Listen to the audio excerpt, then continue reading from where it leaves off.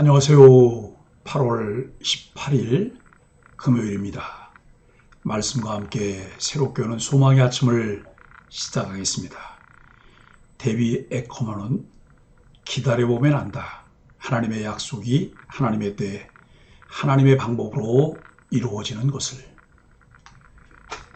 창세기 42장 1절로 17절까지 말씀을 본문으로 하여 하나님의 섭리, 반드시 이루시는 하나님의 약속이라고 하는 주제로 함께 은혜를 나누기를 원합니다. 창세기 37장부터 50장은 야곱의 후손들, 즉 그의 아들들에 관한 이야기로 구성되어 있습니다. 따라서 42장부터 50장에 나오는 요셉과 그의 형제들에 관한 기사는 야곱의 가족 이야기라는 더 큰 맥락의 일부로 읽고 해석하게 됩니다. 특히 아브라함, 이삭, 야곱으로 이어지는 하나님의 언약과 그 성취는 요셉 이야기 안에서 하나님의 주권과 은밀한 섭리를 통해 그 절정과 완성을 향해 나아갑니다. 이런 관점에서 본문은 언약 성취를 위한 하나님의 계획 및 주권적 역사하심에 대한 깨달음과 인식 전환이 요셉과 그의 형제들에게 요구되고 또한 이루어짐을 보여줍니다. 본문에서는 총리 요셉의 위기대처 능력을 볼 수 있습니다. 풍년이었을 때의 요셉의 중요성은 부각되지 않습니다. 하지만 애국뿐만 아니라 전 세계적으로 기근이 닥침으로써 세계가 위기에 처했습니다. 이때 요셉은 능력을 발휘해 위기를 슬기롭게 극복해 나가는 모습을 보여줍니다. 내국인뿐 아니라 먼 곳에 있는 사람들도 애굽에 곡식이 있다는 소식을 듣고 애굽에서 곡식을 구하려 했습니다. 요셉은 그들에게 곡식을 파는 것을 주저하지 않습니다. 이는 7년 풍년 동안 얼마나 많은 곡식을 저장해 두었는지 암시합니다. 나아가 기근이라는 세계적 위기를 타파하는 요셉의 모습은 개인이 아니라 모두를 살리시는 하나님의 지혜를 보여줍니다. 우리가 살고 있는 세계는 지금 위기에 처해 있습니다. 인류는 전쟁으로 인한 식량과 경제 위기와 기후변화로 인한 생존의 위기에 직면하고 있습니다. 이런 상황에서 개인의 이익 추구가 무의미합니다. 기후위기에 직면하여 교회는 성도 개개인뿐 아니라 교회가 함께 실천할 수 있는 실제적 방안을 함께 생각하며 제시해야 합니다. 요셉은 형들을 보며 과거를 생각했습니다. 그에게는 힘과 권력이 있었습니다. 형제들을 감옥에 가두고 시원하게 복수할 수도 있었습니다. 그리고 세상은 그러한 복수를 통쾌하게 생각하며 박수를 보내기도 합니다. 창세기 기자는 요셉이 자신이 애굽에 팔려와 경험했던 것을 형제들에게 간접적으로 경험시키고 있음을 보여줍니다. 그럼에도 불구하고 요셉은 형제들에게 복수하지 않습니다. 이 땅에서 신앙인으로 살아가기 위해 우리는 어떤 기준으로 행동해야 할까요? 그것은 세상이 요구하는 기준과 늘 일치하지 않습니다. 또한 성경은 그것을 단순하게 풀어내지 않으며 획일화시켜 이야기하지 않습니다. 그러기에 우리는 더욱 성경을 열어 말씀을 읽을 뿐만 아니라 묵상하며 집중해서 배우고 실천할 기회로 삼아야 합니다. 세상에서 우리는 여러 사고와 재난을 만납니다. 그럴 때 우리는 생존의 위기를 극복하기 위해 살아갈 방법을 찾습니다. 그런데 하나님은 그 시간들을 통해 당신이 계획하신 뜻과 약속을 성취하십니다. 본문에서 야곱의 가문에 이런 일이 시작되었음을 볼 수 있습니다. 온 세계에 닥친 기근으로 야곱 가문도 위기를 맞습니다. 1절로 5절은 꿈이 이루어진 배경입니다. 이때 야곱은 10명의 아들을 애굽으로 보내 양식을 구해오게 합니다. 그런데 야곱은 요셉의 동생 베냐민을 형들과 함께 보내지 않았습니다. 베냐민이 여행 중에 재난을 당할까 두려웠기 때문입니다. 이처럼 야곱이 생존을 위한 방책을 선택할 때 하나님은 이 과정을 통해 요셉과 형들의 재회를 준비하시고 장차 이스라엘이 애굽으로 이주할 발판을 마련하십니다.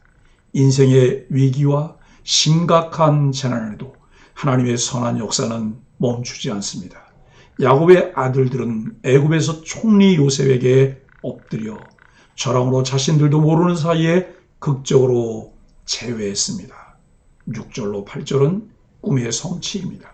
요셉이 애굽의 노예로 팔려온 지 20년 만에 요셉을 둘러싸고 형들이 절하는 꿈이 성취된 것입니다.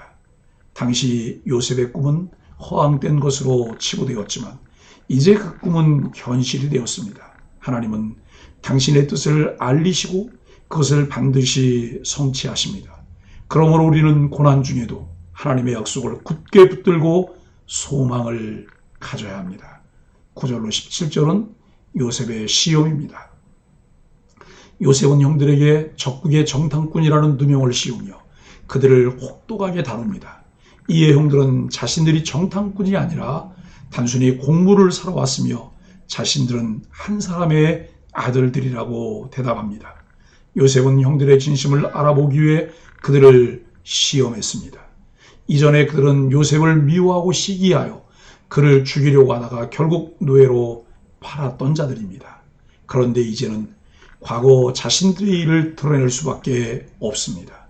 우리는 고난을 당할 때 자신을 겸허하게 살피고 진실로 하나님 앞에 회개해야 합니다. 그럼에도 요셉이 계속 정탐꾼으로 몰아세우자 그들은 자신들의 결백을 주장하기 위해 가족사를 이야기할 수밖에 없었습니다. 그러는 중에 그들은 형제 한 명의 실종에 대해서도 언급합니다. 하나가 없어졌다는 말은 사실이 아닙니다. 그들은 요셉을 이스마엘 상인에게 팔고 아버지 야곱에게는 맹수에 잡아먹혔다고 거짓말했으며 이제 요셉 앞에서는 그가 없어졌다고 또 거짓말을 합니다. 우리는 죄를 범했을 때 솔직하게 자백하고 회개해야 합니다. 그러면 하나님은 우리에게 용서의 은총을 베푸십니다. 요셉은 여전히 그들을 정탐꾼으로 추궁하고 그들이 결백을 증명하려면 9명은 애굽에 남고 1명이 가서 막내 베냐민을 데려와야 한다고 압박합니다. 그리고 10명의 형들을 3일 동안 감옥에 가둬놓습니다. 이는 그들이 오래전에 자신에게 한 것처럼 서로를 해야 하는지 알아보기 위해 한 시험입니다. 그들은 그 시간을 통해 성찰하고 반성해야 했습니다. 하나님은 고난의 시간을 통해 자기 백성을 견책하시고 다시 은혜 가운데 돌아오게 하십니다. 우리는 고난을 통해 죄를 깨닫고 회개해야 합니다. 다시 만날 수 없을 것 같았던 요셉과 형들이 하나님의 놀라운 섭리로 제외합니다. 하나님은 이 과정을 통해 요셉의 꿈을 이루시고 형들이 회개하게 하시며 애굽 이주의 발판을 준비하십니다. 사랑하는 소망의 가족 여러분, 전능하신 하나님은 재난 중에도 여전히 일하시며 우리를 바른 길로 인도하십니다. 막막한 상황에서도 하나님 약속은 현재 진행형이며 하나님은 요셉에게 이루신 꿈을 약 20년 만에 이루십니다. 형들의 곡식단이 요셉의 곡식단에 절했던 꿈대로 형들이 요셉 앞에 엎드려 절을 했습니다. 성경은 하나님의 약속과 성취의 향연장입니다. 때로는 하나님의 약속이 더디거나 깨진 것처럼 느껴질 때가 있지만 성취 방식과 시기를 모를 뿐 결국 하나님의 약속은 이루어집니다. 이 사실을 믿는 성도는 기대감 속에 그때를 기다릴 수 있습니다. 하나님의 주권과 섭리를 배우며 하나님이 하시는 일들을 신뢰하게 됩니다. 하나님께서 그의 뜻을 가지고 일들을 진행하시며 우리 개개인들을 사용하십니다. 그때 우리는 하나님이 주신 것을 오용하거나 자기 중심적으로 자기 성을 쌓지 않기 위해 조심해야 합니다. 원수 갚는 일은 하나님의 손에 맡기고 선으로 악을 이겨야 합니다. 이렇게 하기까지 쉬운 일은 아니지만 하나님이 원하시고 요구하시기 때문에 우리는 하나님께 의지하여 순종할 수 있습니다. 하나님은 선하신 뜻대로 모든 계획을 반드시 이루심을 믿고 하나님의 섭리를 알아가며 온전히 순종하는 신실한 소망의 가족들이 되기를 예수 그리스도 이름으로 간절히 축복합니다. 함께 기도하겠습니다. 하나님, 어떤 상황에서도 우리 인생을 통해 이루실 하나님 뜻을 기억할 때 상처와 분노를 버리고 용서와 기대로 나아갈 수 있음을 깨닫습니다. 하나님의 때가 너무 멀어 보이고 하나님의 계획이 희미하게 느껴질지라도 반드시 이루실 신실하신 약속에 기대어 인내하게 하여 주옵소서. 예수님의 이름으로 간절히 기도합니다. 아멘.